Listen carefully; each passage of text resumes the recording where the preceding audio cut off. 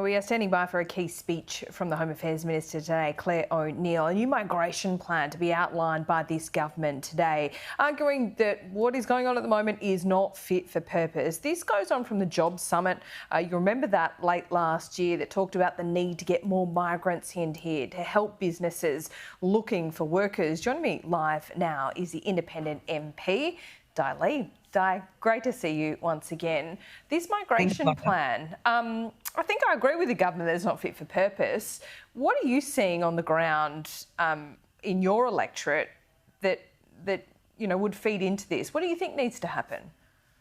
Look, I think I think we don't need a review to actually understand or to know that the migration program is actually not working. But I'm glad that there's been a review in terms of basically how it's working or not working. And I think that it's really, we need more than just reviewing the migration program, because if we're talking about the migration program, what is the purpose of it? Is it for a big Australia? Is it to fill the skills gap that many of our businesses and organisations that are missing in terms of the workforce shortages? Is it to also provide a safe haven for refugees, people like my family in the past, to be settled and become citizens? So I think we need to look at how the migration program can really make Australia a clever country, a more productive country, and a more prosperous country. But in saying that, it's not just about bringing people here to fill the gap and make Australia bigger and doing our bit, but how do we actually provide for those people to succeed as well in Australia, right? So we need to look at infrastructure. How is that going to be delivered? Housing, affordability, in terms of rent. As we all know, we're all experiencing a huge rental crisis at the moment, as well as the cost of living. So we need to actually have a more bigger picture, and not, again, in isolation, migration itself in isolation, and so therefore we have to look at everything. Yeah, I mean, and there are brilliant migrant stories. I would say, Dai, you and your family are one of those. Absolutely. So this is not about so much, whether migration is good or bad. It's about making it fit for purpose. We're always going to have that humanitarian element, but I guess it's about making sure when we're looking at skilled migrants, we're getting the migrants with the right skills to fill those gaps, and that doesn't seem to be happening. Absolutely, because I think every time a new government takes office, they have a different perspective on the skills that they need to fill. Well, what do you think the perspective of this government is? Where do you think their head is at, if you like? I mean, I'm not part of the government, but I think a lot of the government comes in with very short-term perspective and view, and they will talk about filling a skill gap. They might choose a different skill set in order to appease a country or appease some industry and all that stuff, but that's not looking at the holistic needs of our community and our country and our nation. And I think to have a long-term view in terms of how do we actually address that, and how do we grow Australia economically, and how do we make it a very productive country and not being reliant on outsiders? How do we create a manufacturing industry? Definitely, if we talk about the nuances of in terms of the migration process, the application process absolutely is very slow.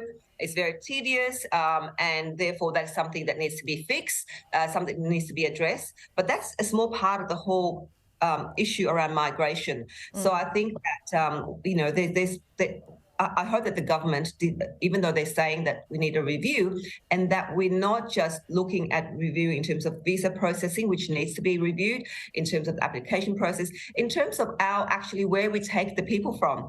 And I, from my perspective, having been a journalist for a few decades, I know that our migration system is actually often unconsciously biased, and we will often prefer people from a rich, wealthy country and have preference for that over those who are coming from, say, the Middle East or from Asia. There are more stricter and a longer process to process those applications. So I think it's great that the government and the minister is now talking about reviewing, but I would hope that it's a real holistic review in line and also with other issues such as infrastructure, housing, transport, all of that has to be taken into consideration in this review. Yeah, less than a couple of weeks until we see the budget. Obviously, there's competing interests. We've seen a few hints and drops and things being ruled out and ruled in, all the rest of it. It's typical budget speculation season. But interestingly, around JobSeeker, there is, essentially the Treasurer has ruled it out, a 40% increase. But we heard from Anthony Albanese yesterday, and I think the big hint was there, that it's going to be perhaps an increase, but not as big as 40%. What do you think about that? Look, I think that, in terms of job seeker increase, I think we need to look at a holistic picture, because will that really address the issue of the cost of living for people at the moment?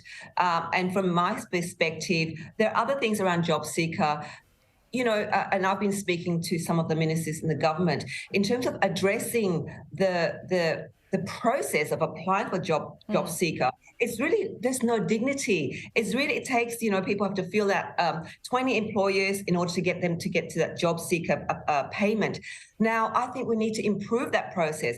So I talk about, why don't we give people the opportunity to be intern in say for instance, in a childcare centre, build their skill set in that, or in the end sector, and build their skills up. So rather than them... Well, Di, you might have some insight. Sorry to interrupt you, by the way, but you might have some insight into all this, because, if I look at, things on a page, if you like, there are businesses crying out, desperate for workers in the unskilled and skilled space.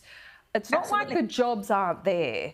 And there's some data to suggest that some of those people on JobSeeker have been on it for more than 2 years. So what is going on there? The jobs are there, the people are there, but it's not matching up. Why? Look, I think there is this problem in our system, and I think in terms of so I think from my perspective, my suggestion is that those who've been on long-term job seeking, that process, the process of having to fill out the forms of getting 20 employers, I said, why don't we change it and get those people to actually go and build their skills up in those, you need qualification, but you can do those training in those sector whereby you don't have to, to fill those forms. But it seems like, Di, there is a lot of people, a lot of small businesses that don't even need that kind of training. They're happy to do on-the-job training. Absolutely. I don't want to suggest, and I'm not suggesting this, that some people just simply don't want to work, but there's something happening here which governments and we are not understanding, where the jobs are available, there's the people available, it's unskilled work, and they're not matching.